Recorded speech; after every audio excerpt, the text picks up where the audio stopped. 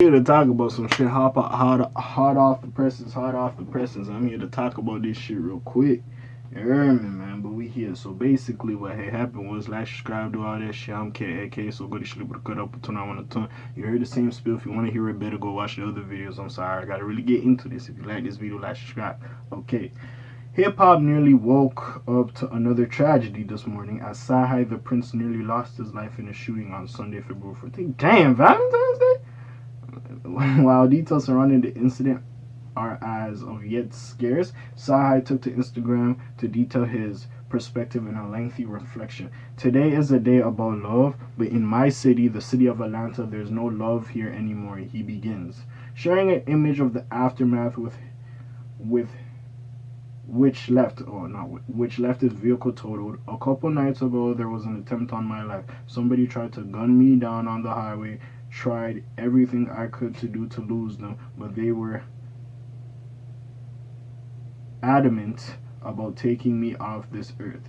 They were shooting at me while I was driving, and even after my car flipped over, hit a pole, and crashed into a tree, they came back and shot the car up some more. Oh, they was trying to take your life.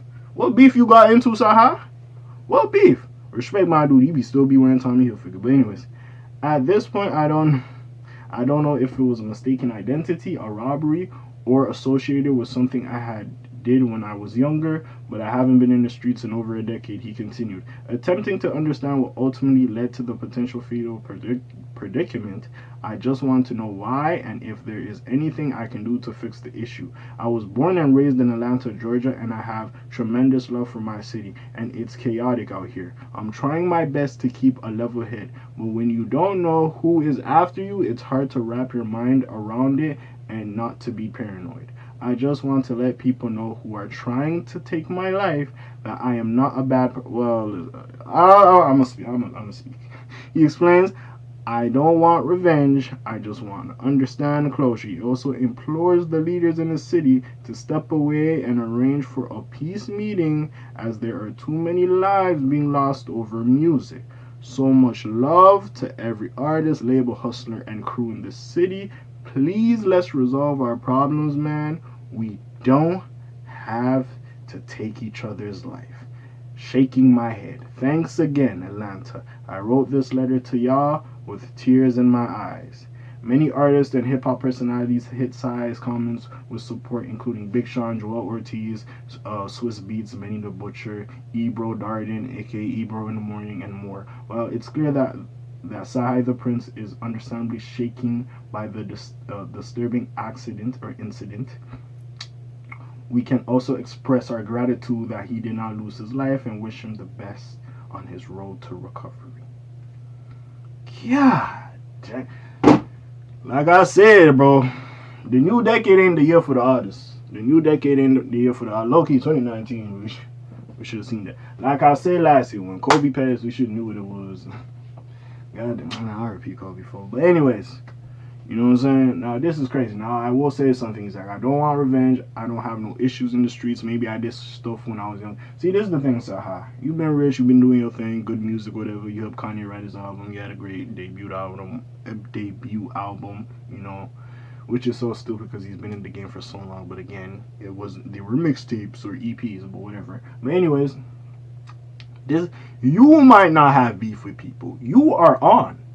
The stuff you could have did as a youngin could have really affected somebody. You could have took, I don't know, you took a motherfucker's life. I ain't trying to insinuate that on you. But allegedly, you could have did someone that affected somebody, could have took somebody's life, could have robbed them, or you could have did something that really pissed somebody off. And they really want revenge. Or, honestly, you just a lick and people trying to get on. Hey, pandemic, motherfuckers ain't got no work, you know what I'm saying?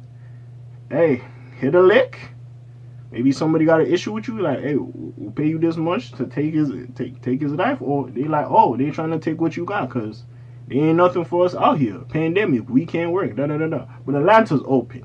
That's the only difference. Atlanta is open. So again, it could just be a robbery. They trying to hit a lick, or you got some issues in the streets that you don't know about. Again, you could have wronged the person. You could have just seen it as a slight, or it's not a big deal. But to that person, oh, it's a big deal.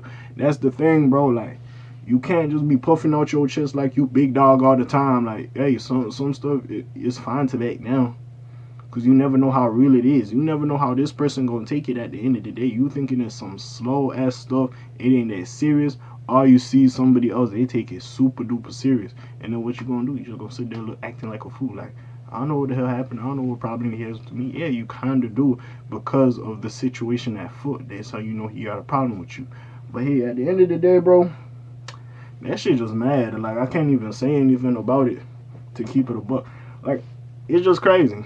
Again, we have lost a lot of people this year. We did not need to lose Sahad the Prince.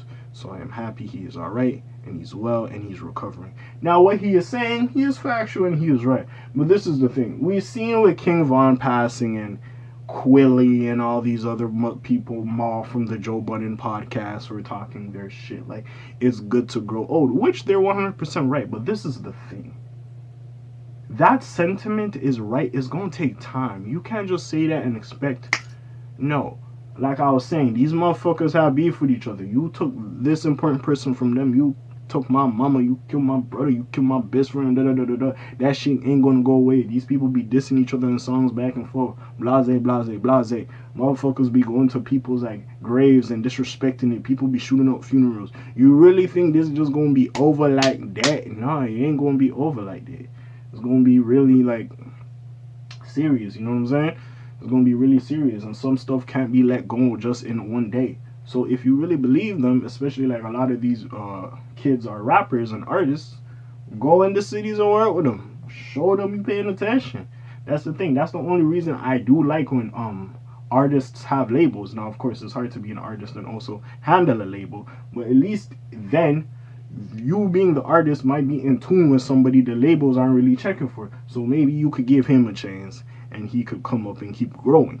But besides that, like, yeah, you just go talk to the artists. We seen it like when Meek Mill was talking to NBA Youngboy, like, yo, leave Louisiana. Like, it looks like you're going to be killed. Do better for yourself. Go to LA. Like, yeah, chop it up with some of them. You can't just say, yo, I want to sign you. Sometimes you might have to pull up in person and really show that the person is interested in you. Because if you're trying to sign them, you just, you bullshitting, you talking in their ear, you trying to make them feel good. But if you really pull up and you're very sincere and care for the person, they might do that, and that's the thing. Now, again, you could fix a lot of stuff after school programs. Motherfuckers ain't finding work like that. So they on the streets. Again, they on the streets. Or maybe just because of their family lineage, like motherfuckers try to do something to them. So they're in the gang because, number one, protection. Number two, the older sibling or father or whoever, uncle, whoever did some ish, that for revenge they coming after you because they know you related. So you carry on like weapons and shit just so you protect. There's a lot of factors in this shit that is not easy as just saying that is cool to grow old. Yeah, you 100% right.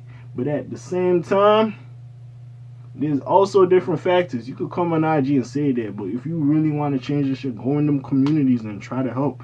Be there tenfold, stand tall, stand 10 toes on that concrete and try to benefit these youth. Because that all sound good, but you need to do that, y'all. Hey, y'all got busy schedules, I understand. But y'all could go out there and show love and try to help these youth, you know, if you really believe them. Again, I ain't trying to save the world, but if I could go and help out a couple youth and better their lives and they could pay that shit forward, that's great. You know what I'm saying? Hey, one step at a day, nigga. I ain't trying to cure this shit in a day. But hey, if we can make a little progress, hey, the day wasn't wasted. That's all I'm saying. But yeah, that's my little spiel. I like where the side's coming. But like I said, if you got some beef or you did some ish to some, hey, man. Hey. That's why you treat other people with respect. You never know. Like my nigga Encore said, same effort stab you in the back will come smile up in your face. You hear me?